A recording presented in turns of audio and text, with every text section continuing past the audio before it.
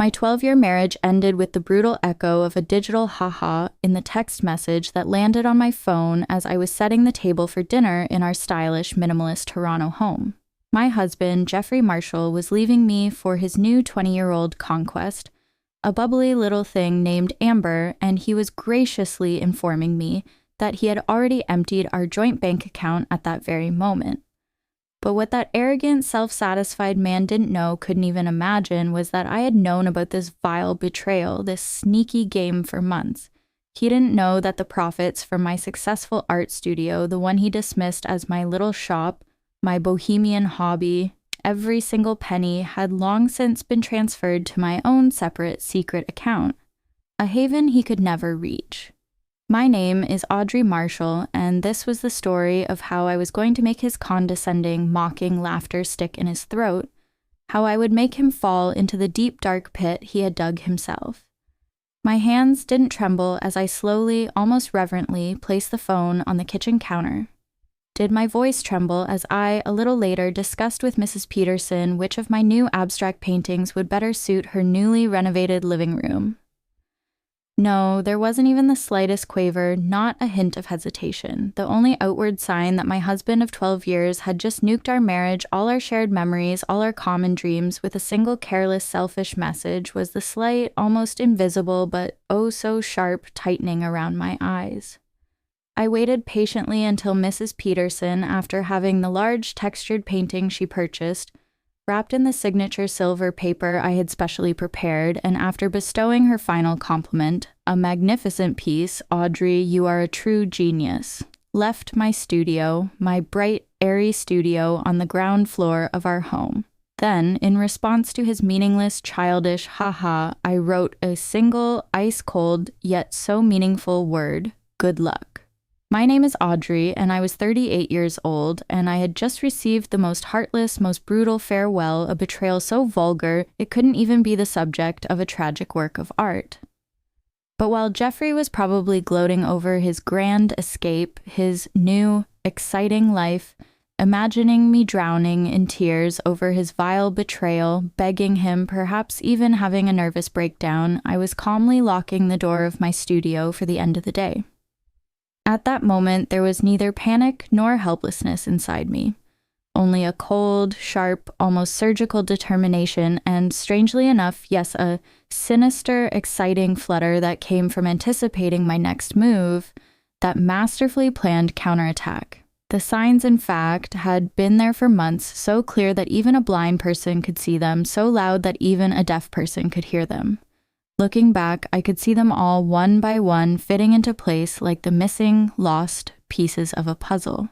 Those endless late nights at the office, those very important project deadlines at his company which never ever matched the meager deposits on his payslip. Those sudden, meaningless password changes on his phone, that second secret phone line he kept hidden from me in the corner of his drawer. That sudden, devout commitment to the gym, a man who hadn't even worn sneakers once in his life, those new, tight-fitting clothes that were a couple of sizes too small for his frame, that ridiculous haircut, those hours spent in front of the mirror. All of them, those pathetic, miserable attempts to recapture his youth, to bring back those lost years. Exactly 3 months ago, on a night he claimed to be at another very important business dinner, I had found a receipt for dinner for 2 at that expensive, flashy restaurant downtown in the pocket of his carelessly discarded jacket. That was the moment that first sharp seed of suspicion had fallen into my heart, taking root in its deepest, darkest corners.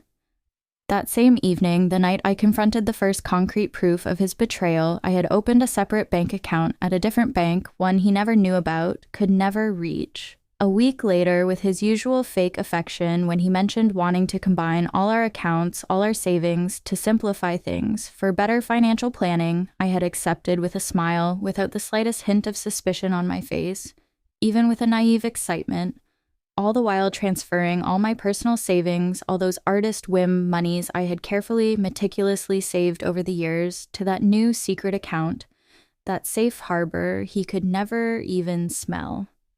In that joint account he claimed to have completely emptied just now, yes, there was some money, but only an insignificant amount, enough to cover our regular household bills and grocery expenses for about 2 months, just enough to prevent him from getting suspicious.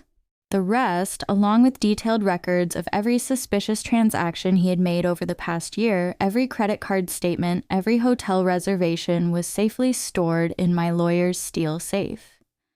He thought I was a fool, an artist oblivious to the world, but the real fool, the one oblivious to the world, was him, and it wouldn't take long for him to learn that, to taste that bitter truth.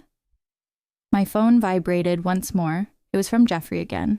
Don't even think about begging, crying, or anything, Audrey. Amber and I are taking the first flight to Miami tomorrow. I'll have my things, those few unnecessary items, picked up sometime later. Amber, that new, very young, wide-eyed receptionist at his office. I had met her at the company's boring Christmas party. I had noticed her laughing louder than anyone at Jeffrey's stale, witless jokes, the way she coquettishly touched my husband's arm in those moments she thought no one was looking. She was young enough to be Jeffrey's daughter, naive enough to fall for his "you're very special, very different" lies, inexperienced enough to believe his fake, shiny promises. I didn't reply to his message. I no longer intended to reply to him to engage in his pathetic games. Instead, I called my sharp-witted, ruthless divorce lawyer, Clara, whom I had consulted 2 months ago when I found those first suspicious hotel charges, those business trip lies, on his credit card statement. "It's time, Clara," I said simply, my voice devoid of any hesitation. He made his move, exactly as we predicted. "The papers are already prepared, Audrey," Clara replied, her professional composure strangely reassuring me.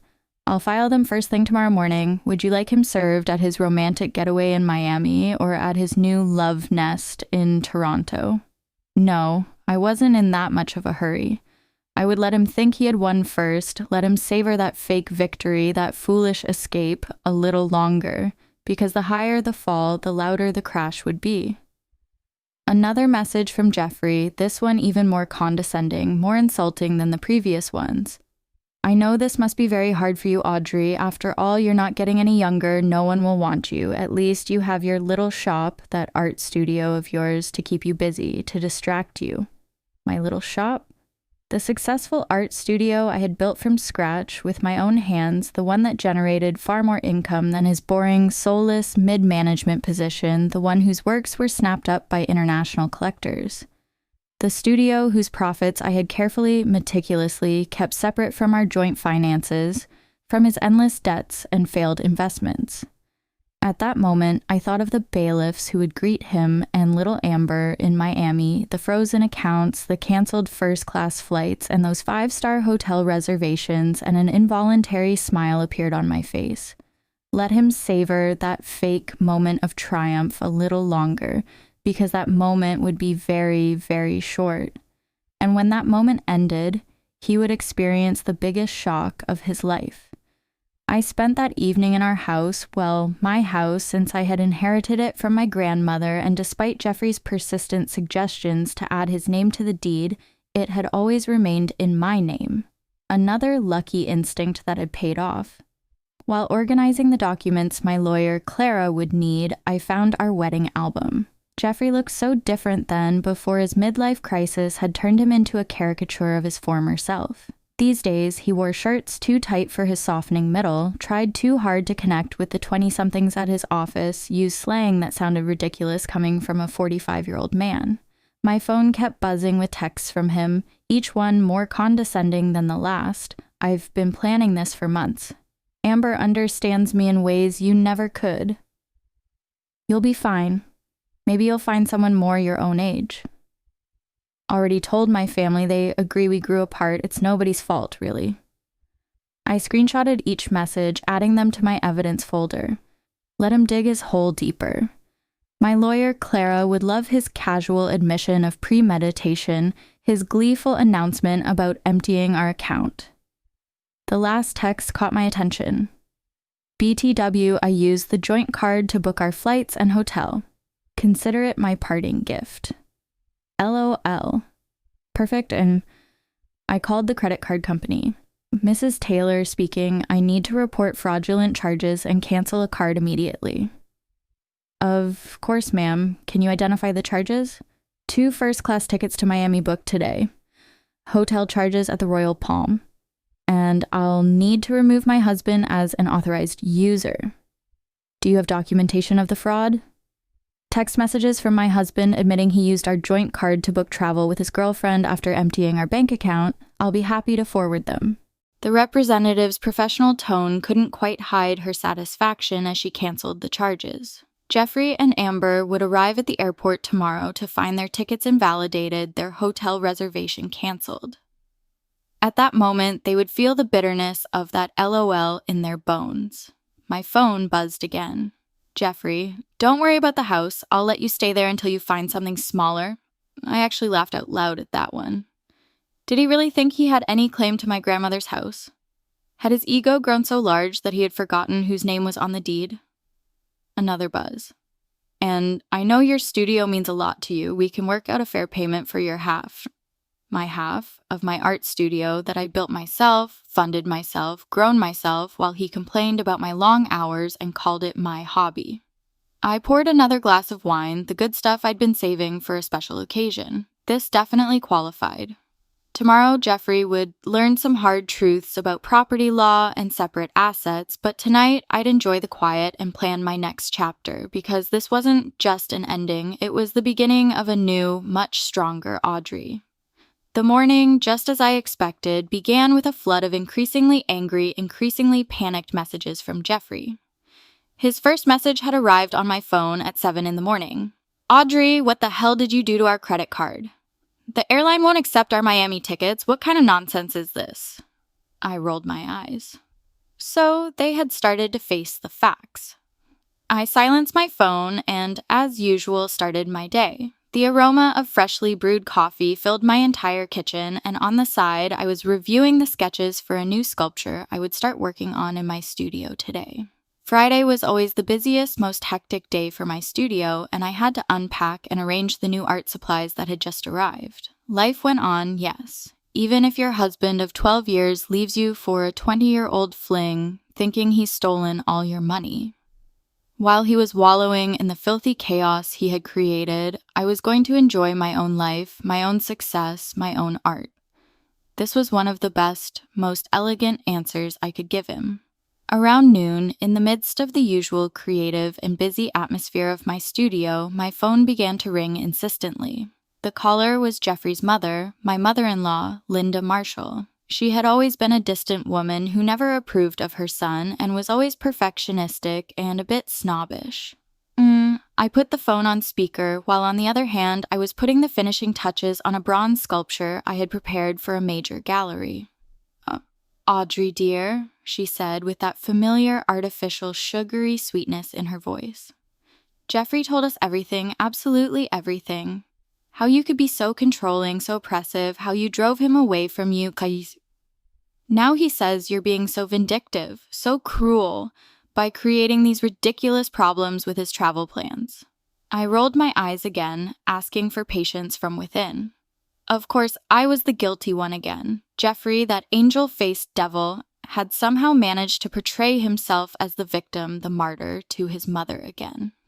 Linda, I said, maintaining my cold but controlled politeness, did Jeffrey also tell you how he emptied our joint bank account and how he financed his escape with that very special girlfriend of his using our joint credit card? Or did he mention that ha-ha message that summarized everything? There was a momentary, deep silence on the phone. Even that silence proved that Linda was unaware of these details, that Jeffrey had only told her what suited him. Then, she stammered, her voice now less self-assured, no trace left of that initial fake sweetness. He just said that you left him no other choice, that you've been very cold, very distant towards him lately, that you are practically ignoring him. Linda, I said, articulating each word slowly, letting her feel the weight of each one. I have his disgusting messages, those messages where he brags about taking our money, belittling me and my age. How happy he is with that 20-year-old Amber. If you like, I can read them all to you, one by one, word for word. Another, this time even longer, pause. I could almost hear Linda swallowing. Yes. she finally said, her voice now almost a whisper. That message... Yes, that message was a bit inappropriate. I told him so myself that he shouldn't have gone that far. I appreciate your call, Linda. I've always liked you, you know that, but I think it's best if we end this conversation here, right at this point. My lawyer, Clara, has advised me to have minimal contact, preferably no contact at all with Jeffrey's family, meaning you during this divorce process. Divorce? What divorce? She asked, the fake surprise in her voice almost comical now. This woman was truly a master at pretending she knew nothing.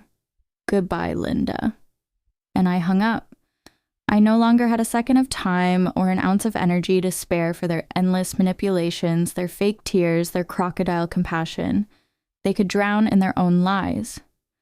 Late that afternoon, Jeffrey's sister, my sister-in-law, Kimberly Marshall, had already started the gossip mill churning through our mutual friends. Apparently, Jeffrey and Amber, instead of their dream Miami getaway, were stranded at a cheap, filthy motel near the airport. Those lavish, luxurious Miami dreams had temporarily, or perhaps permanently, been washed down the drain. Jeffrey had tried to use his personal credit cards, which he always boasted about, but those had been maxed out for months. Another red flag I had noticed, noted down. My lawyer, Clara, called with a final update. The emergency hearing, the critical hearing where all financial injunctions will be discussed, has been set for Monday morning. Given his admission of emptying the joint account of his own free will and the documented credit card fraud thereafter, we are in an extremely strong position to freeze all of Jeffrey's remaining potential assets and leave the house entirely to you. Has he been served the papers yet? I asked with a strange curiosity. Not yet, but he'll receive the documents at his new, not-so-luxurious motel address very soon. Speaking of which, that little Amber's social media is also providing us with excellent evidence. She's been posting all day about their adventures, their challenging but love-filled getaway, including some choice, rather derogatory comments about you. A bitter smile appeared on my face again, thinking of my own documents, the breakdown of a year's worth of suspicious expenses, those hotel receipts, those text messages that proved his planned actions, everything in minute detail. Jeffrey had been so focused on his big, magnificent escape that he had never, ever thought that I had been silently watching him for months, waiting for his every move, meticulously preparing for every mistake he made. He was a fool who thought himself clever. My phone, just as I was wrestling with these thoughts, vibrated with another message. It was from Jeffrey. I wasn't surprised. You think you're so smart, Audrey, don't you? But you don't know something. I took copies of all the studio's financial records, those artwork sales. Half of that business, yes, exactly half, is mine. Don't you forget that. I forwarded this message to my lawyer, Clara, with a laugh, adding another one to Jeffrey's growing, endless file of mistakes. Let him learn that bitter lesson about separate assets and the true ownership of a business in a courtroom in front of everyone. Sometimes the best revenge is just to wait patiently and watch your opponent self-destruct. And I, in this regard, was more prepared, more resolute than ever. His empty threats, his childish bluffs no longer scared me. On the contrary, seeing how desperate, how pathetic he had become inwardly, yes, even gave me a strange pleasure. These were the first notes of my silent victory. Monday morning, as I stepped into the courthouse for that infamous emergency hearing, I felt a strange calmness within me. My lawyer, Clara, had meticulously prepared all the documents. From Jeffrey's gleeful, I emptied the account messages to all the spending breakdowns of that parting gift. Miami getaway he financed with our joint credit card, even that last half the studio is mine bluff, everything was in our file. Jeffrey, on the other hand, even while pacing the courthouse corridor, was dressed in something from his old, worn-out, midlife crisis wardrobe, his face covered with a week's worth of stubble, looking utterly miserable. That confident, know-it-all man was gone, replaced by a wreck. Amber was nowhere to be seen. Apparently that dream Miami getaway had ended in a motel room, and young Amber had already flown from that wreck on her own. My lawyer, Clara, presented our evidence methodically, piece by piece. Jeffrey's gleeful messages about emptying the joint account, the credit card fraud, his secret, suspicious expenses over the past year. Every piece fit perfectly into place with the evidence I had meticulously gathered through months of silent observation. "Your Honor," began Jeffrey's young, inexperienced lawyer, whom he had hired at that moment and probably couldn't even pay. "My client admits to making some hasty, thoughtless decisions, but Miss Marshall's actions have also been extremely vindictive, vengeful, and calculated." "Calculated?" countered my lawyer Clara, a hint of sarcasm in her voice. "Or do you mean prudent and cautious? My client protected her separate assets, which she accumulated through her own earnings throughout their marriage, and kept detailed records of her husband's highly suspicious financial behavior. This isn't vindictiveness, Your Honor. This is smart business management and a self-preservation instinct." The judge carefully reviewed the documents before her: the undisputed separate property deed for the house, the incorporation documents for my studio solely in my name, the meticulous separation of my business and personal finances that Jeffrey had always complained about. At that moment, seeing Jeffrey's helplessness, the last shred of anger within me vanished. I no longer felt anything towards him, neither anger nor pity, only emptiness. "Oh, Mr. Marshall," the judge finally said, turning directly to Jeffrey, her voice stern. "You admitted via text message to deliberately emptying a joint bank account and abusing your wife's trust by using joint credit cards to finance an escape with your girlfriend. Do you deny this?" Jeffrey squirmed uncomfortably in his chair, unable to meet her eyes. I just wanted a clean slate, a new beginning, Your Honor," he mumbled, his voice barely audible. "By committing financial fraud and deceiving your spouse?" The judge raised an eyebrow skeptically. "And now you're also claiming rights to assets that the documents clearly show are outside the marital union and are the personal property of Miss Marshall." "But, Your Honor, that art studio it grew gained value during our marriage," Jeffrey's lawyer interjected with one last desperate hope. "My client also has a right to that growth, at least morally." "That art studio was founded by me long before our marriage," my lawyer Clara interjected resolutely. "And Miss Marshall has always kept her business and personal finances strictly separate throughout their marriage. We have documents for every penny invested and earned. All invoices, all receipts in our file." I watched the expression on Jeffrey's face, how that last glimmer of hope also slowly faded. He had thought this would be so easy. He would empty our joint accounts, take his young lover on that dream getaway, perhaps even demand half of my business, which I had built with my own nails, in the divorce. He had never understood my insistence on keeping my affairs separate from his over the years, had always mocked those careful accounting records of mine as obsessive, distrustful. And now those obsessive records were bringing about his end. "The court has found sufficient and conclusive evidence of financial misconduct committed by the defendant, Mr. Marshall," the judge finally announced, her firm voice echoing in that small courtroom. "All joint assets of the parties are frozen until a final dissolution order. Mr. Marshall is ordered to return all funds he withdrew from joint accounts to Miss Marshall within 24 hours. But that money is gone," Jeffrey protested, his voice now filled with real panic.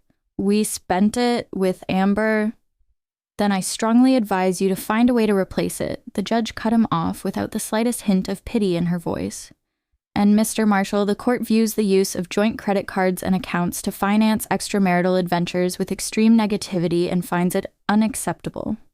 In the cold marble corridors of the courthouse, just outside the courtroom, I heard Amber, yes, she had somehow managed to show up there too, perhaps as a last hope support for Jeffrey, asking Jeffrey about those famous Miami plans, those dream getaways. Jeffrey's answer was lost in the rhythmic clicking of my confident, victorious heels on the marble floor.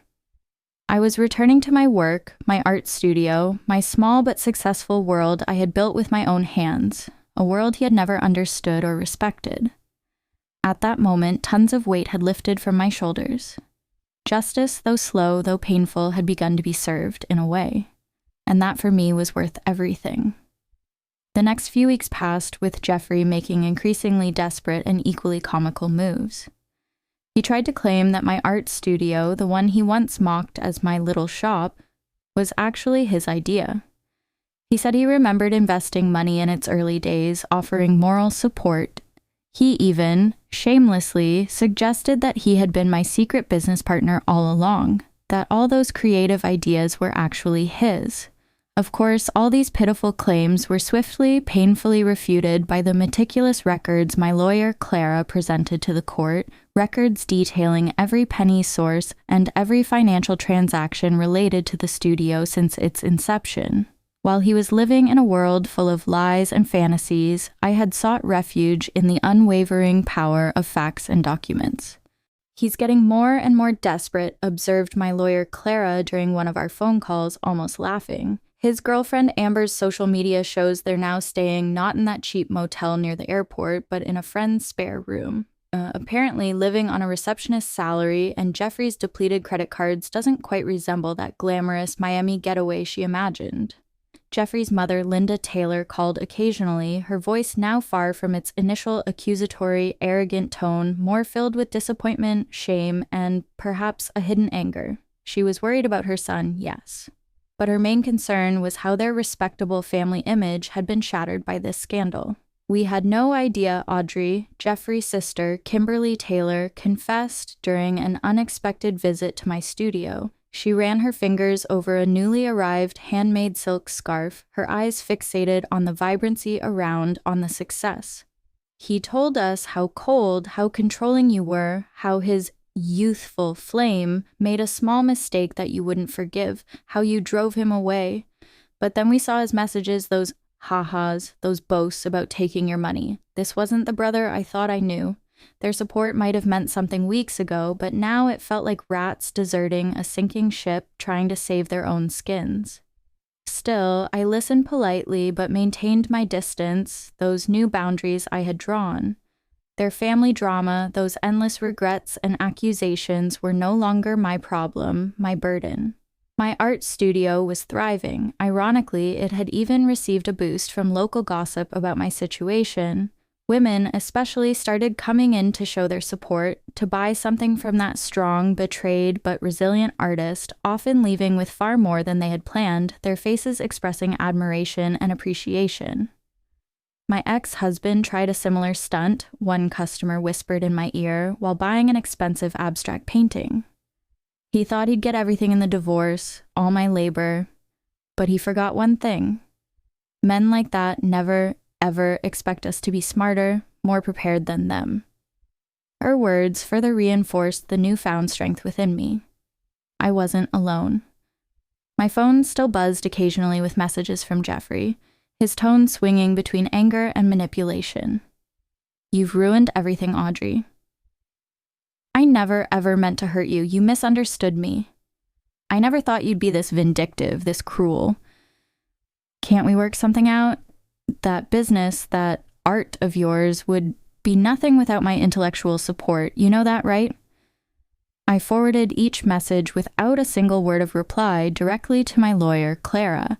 Let him dig his own grave deeper, more desperately. According to rumors, Amber had also started to tire of Jeffrey's endless financial problems, his constantly shifting moods, and his futureless situation. Apparently, sharing a studio apartment with a middle-aged man who couldn't afford his own place wasn't the romantic, exciting adventure she had imagined. My lawyer, Clara, during an update call, mentioned with a mischievous smile, "Amber posted a long article on social media yesterday about toxic relationships and lessons learned. And as of this morning, she has updated her relationship status to single." I almost felt sorry for Jeffrey. Almost, but then I remembered that ha-ha he wrote after saying he'd emptied our account, his cruel, demeaning comments about my age and my art, his assumption that I would be helpless, devastated without him. And suddenly, instead of sorrow, I felt something else, something much stronger, pride. Pride in my foresight, in my silent but resolute strength, in my ability to protect myself and my future while he underestimated me. The final divorce hearing painted a very different picture from Jeffrey's imagined triumph. It was a pathetic tableau of surrender. His arrogant, cocky demeanor was gone, replaced by barely concealed panic, a sense of utter defeat. Amber was noticeably absent. According to office gossip, she had already moved on with a coworker her own age, someone with more promising prospects. Jeffrey had come in his old, worn-out clothes. His designer wardrobe, it seemed, had been returned, sold, to help repay even a fraction of the joint account he'd emptied. His lawyer looked tired, exhausted, probably worn out from trying to find a loophole, an exit in my documented, flawless property separation agreement. Your Honor, Jeffrey's lawyer attempted one last desperate maneuver. Despite the separate property documents and the fact that Miss Marshall's business was established before the marriage, my client, Mr. Taylor, contributed to the growth of his wife's art studio, to her artistic development over the years with his invaluable moral support and... Moral support? My lawyer, Clara, interjected, without a hint of pity in her voice. Like these text messages belittling Miss Marshall's business as a little shop, or these social media posts calling her art her hobby. The judge, her face showing not the slightest sign of doubt, clearly indicated she had seen enough. The final settlement reflected my meticulous planning. I kept my house, my art studio, and all my separate assets. Jeffrey got his personal possessions and his old, clattering car, which was worth less than the debt he owed on it. "You've destroyed me," he hissed as we left the courthouse, his voice full of hatred. "I'll have to move back in with my parents into that damp basement." "No, Jeffrey," I said, my voice devoid of any pity, only cold reality. "You destroyed yourself. I just didn't let you destroy me. My life, too." His mother, Linda, was waiting for him outside, ready to take her 45-year-old son to his new home, his childhood bedroom in their house. The bitter irony, the tragicomic nature of his situation wasn't lost on anyone. The man who mocked my age, my little shop, was now living in his childhood bedroom while I continued to run my successful business, live my own life. "You planned this all along, didn't you?" He accused me one last time, his eyes filled with helpless rage. "You knew this would happen, that everything would end like this." "No," I said calmly. "I just always paid attention, Jeffrey, and unlike you, I always understood the value of keeping good, organized records." His mother stepped between us, clearly wanting this embarrassing scene to end as soon as possible. "That's enough, Jeffrey. You've embarrassed yourself enough, even more than enough already." As they walked away towards the parking lot, I heard his mother starting to scold him, to berate him. "Honestly, what were you thinking? A 20-year-old girl, emptying bank accounts, sending those horrible childish messages. Have you no shame at all?" I watched them disappear, feeling only a deep relief. The indescribable lightness of a great burden lifted from my shoulders. Jeffrey had thought he was writing the end of our story with that cruel, mocking text. Instead, he had merely activated my carefully, meticulously prepared plans I had woven together for months. My phone buzzed, not with hateful messages from Jeffrey this time, but with notifications of new orders from my studio's website, new successes. Yes, life was moving forward rapidly, just not in the selfish direction he had imagined, he had desired. 6 months after the divorce was finalized, my art studio had expanded to a second location. The irony wasn't lost on me. While Jeffrey struggled to rebuild his life, the little shop he'd dismissed was thriving. I'd hired 3 new employees and launched an online store that was gaining traction nationally. News of Jeffrey's situation trickled back through mutual acquaintances. He'd tried dating apps, but found women his age weren't interested in a middle-aged man living with his parents. Younger women, having heard about his history through office gossip, steered clear. Amber, apparently, had warned her friends about him sharing screenshots of his desperate attempts to win her back after she'd left. His career suffered too. His company's HR department had launched an investigation into his relationship with a subordinate, Amber, the receptionist, resulting in a formal reprimand. The promotion he had been expecting went to someone else, someone who didn't have a history of inappropriate relationships with reception staff. Kimberly, his sister, confessed during an unexpected visit to my studio. He actually tried to claim age discrimination, said they were punishing him for dating someone younger. HR just added that complaint to his file. I was surprised to see his sister in my store, but her presence spoke volumes about how thoroughly Jeffrey had alienated his own family. "I know we didn't support you at first," she admitted, running her fingers over a silk scarf. He played the victim so well, but watching how he handled everything, how he acted afterward, I'm ashamed we ever believed him. My lawyer, Clara, kept me updated on Jeffrey's continued attempts to challenge the divorce settlement. Each petition was denied, his claim of unfair distribution dismissed based on the evidence of his own actions. He actually tried arguing that his text about emptying the account was just a joke, she told me, laughing. The judge asked if haha made theft less illegal. The success of my studio brought unexpected validation. Local business magazines wanted to feature my story not as a scorned wife, but as a savvy businesswoman and artist who'd protected her interests. Young entrepreneurs asked for advice about keeping business and personal finances separate. The best protection is preparation, I told one young woman who reminded me of Amber. And always trust your instincts. Jeffrey's mother, Linda, called occasionally, usually after her son had done something particularly self-destructive. He'd tried online gambling, hoping for a quick fix to his financial problems. He'd gotten involved with a pyramid scheme that promised fast returns. Each attempt to recover his former lifestyle just dug him deeper into trouble.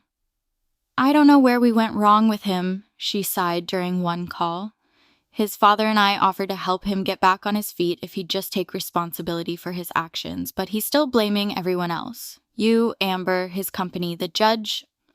I listened politely but maintained my distance. Their family drama wasn't my problem anymore. My life had moved forward, filled with plans for a third studio location and a possible expansion into luxury art objects.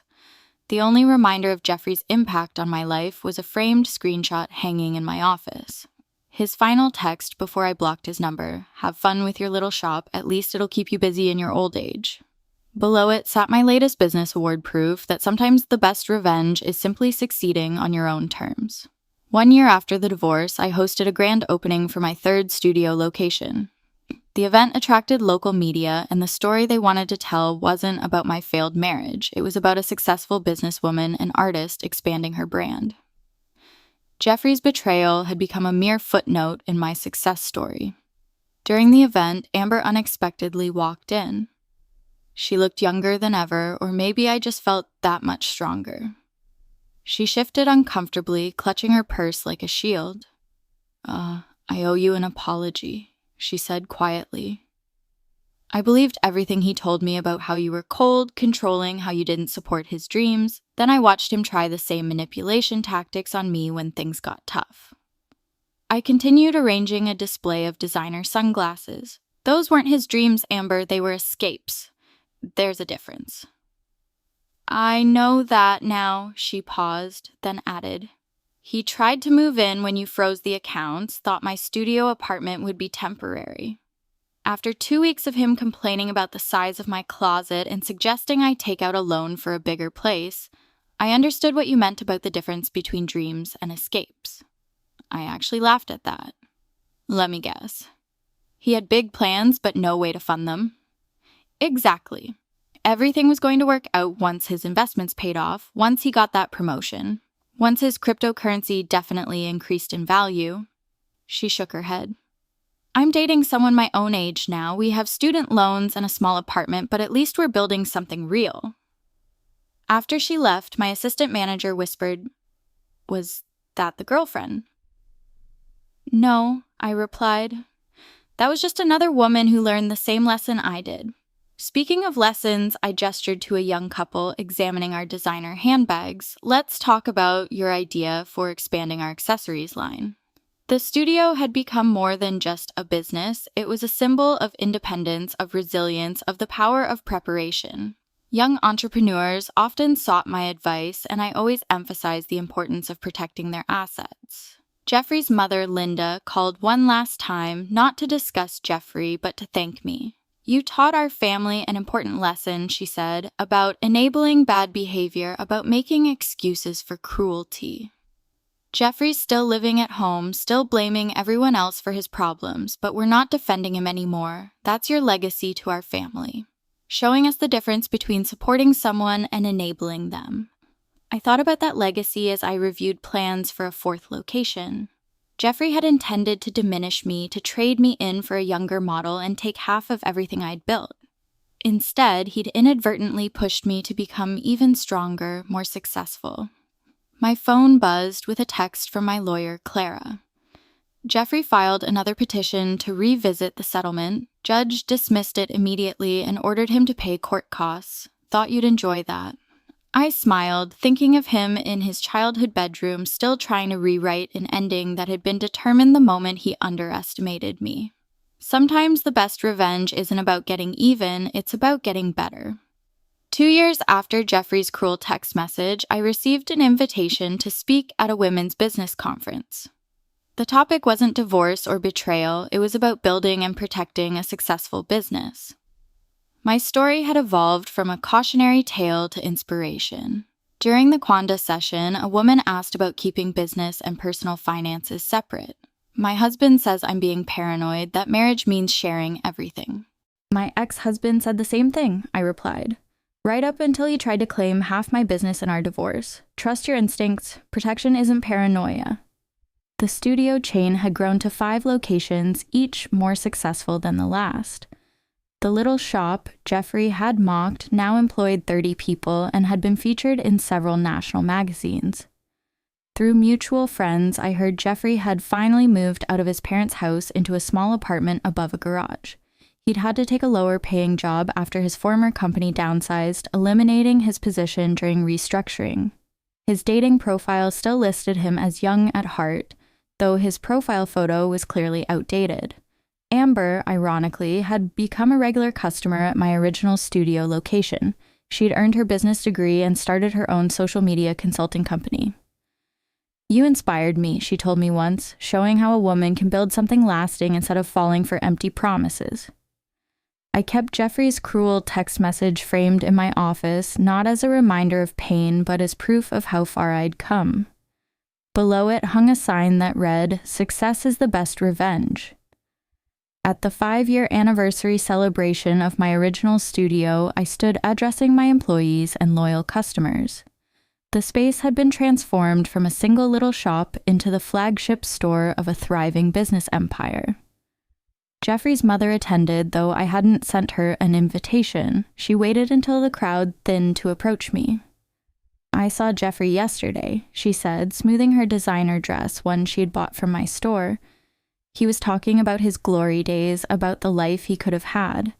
He still doesn't understand that he didn't lose everything in the divorce, he threw it away. I thought about that text message, his casual cruelty, his assumption that I would crumble without him, how he'd expected me to beg, to break, to prove him right about my desperation. Instead, I'd built something stronger than before. Each new studio location was a testament to what women could achieve when they stopped dimming their light for insecure men. The young saleswoman I'd hired last month, coincidentally also named Amber, came over with a question about the new inventory system I'd implemented. As I explained the process, I caught a glimpse of my reflection in the store window. I saw what Jeffrey had failed to see 5 years ago. Not a woman getting older, but one getting wiser, stronger, more successful.